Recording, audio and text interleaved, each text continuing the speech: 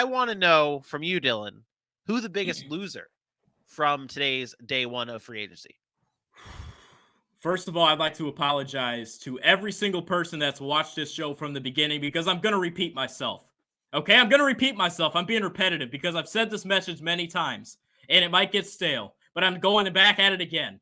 It's the Indianapolis Colts and Chris Ballard in their front office. I mean, it's unbelievable how you have so much money year after year. You have so much cap space. You could go get anybody you want.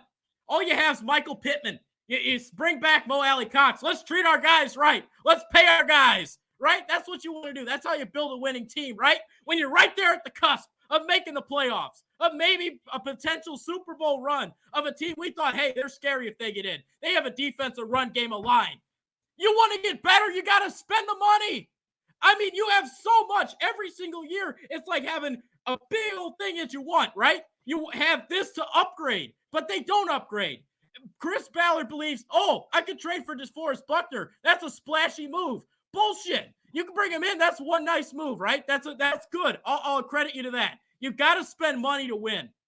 I'm a full believer in that. You got to spend money. You got to be aggressive. Look at the Los Angeles Rams, right? That's a prototypical example of how you win. The Colts, year after year, have had so much money to spend, and they're sitting there locking up their second and third rounders they hit on. It's absolutely ridiculous, and they got to find a way. I am sick that another day has passed of day one of free agency, and the Colts are sitting there with Mo Alie-Cox to their name. I mean, it's ridiculous. Absolutely ridiculous.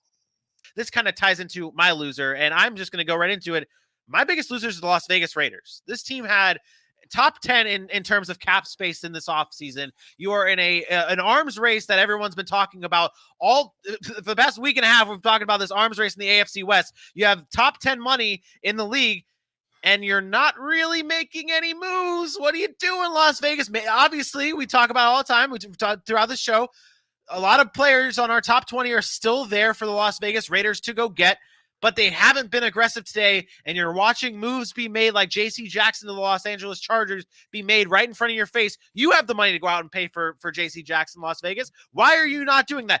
I know we overrate the connection, and we always try to force connections with coaches and players, and Josh McDaniels and J.C. Jackson, the Patriots, and that kind of connection. Obviously, it's there, but it might not be that big of a deal, but you still have that there. Why are you not making a push for J.C. Jackson? You got the money. You're watching them go to your division rival here.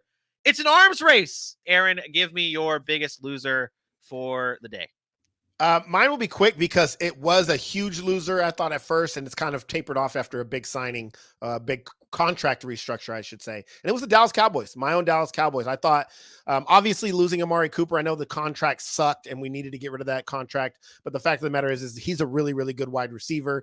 They signed Michael Gallup, which was nice, but they had some holes that they were going to have to fill. Offensive line was a big need for them. They haven't been able to address it because they didn't have the cap space. The restructuring of DeMarcus Lawrence allows them some more flexibility. They've already restructured Zach Martin. They've already restructured Dak Prescott. It gives them some wiggle room. I expect them to make a splash in the name of, we'll talk about it later. And I think that will help. That will help their signing. But as of today, before the DeMarcus Lawrence thing, I was concerned because I thought they were going to lose both Lawrence, perhaps, with him not being restructured. I thought they were going to have to cut him and then also lose Randy Gregory.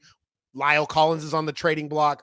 I think this gives them some flexibility to allow some of those pieces to stay. And the defense is pretty much intact except for, the back end. So they think they could have done more, and I think they're still working through it. But hopefully the Cowboys have a plan in the next couple of days to get some things done so they can be aggressive the rest of free agency.